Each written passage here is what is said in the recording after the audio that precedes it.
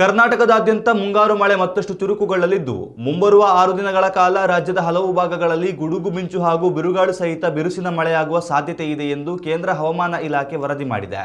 ವಿಶೇಷವಾಗಿ ಮಲೆನಾಡು ಹಾಗೂ ಕರಾವಳಿ ಜಿಲ್ಲೆಗಳಾದ ಮಡಿಕೇರಿ, ಉಡುಪಿ, ಉತ್ತರ ಕನ್ನಡ, ಚಿಕ್ಕಮಗಳೂರು, ಶಿವಮೊಗ್ಗ ಮತ್ತು ಹಾಸನ ಭಾಗದಲ್ಲಿ ಮಳೆಯ ತೀವ್ರತೆಯು ಗಣನೀಯವಾಗಿ ಹೆಚ್ಚಾಗಲಿದೆ.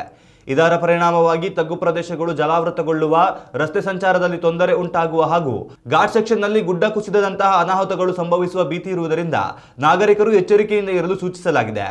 ರಾಜಧಾನಿ ಬೆಂಗಳೂರಿನಲ್ಲಿಯೂ ಮೋಡ ಕವಿದ ವಾತಾವರಣ ಮುಂದುವರಿಯಲಿದ್ದು ಸಂಜೆಯ ವೇಳೆಗೆ ಗುಡುಗು ಸಹಿತ ಸಾಧಾರಣ ಮಳೆಯಾಗುವ ನಿರೀಕ್ಷೆ ಇದೆ.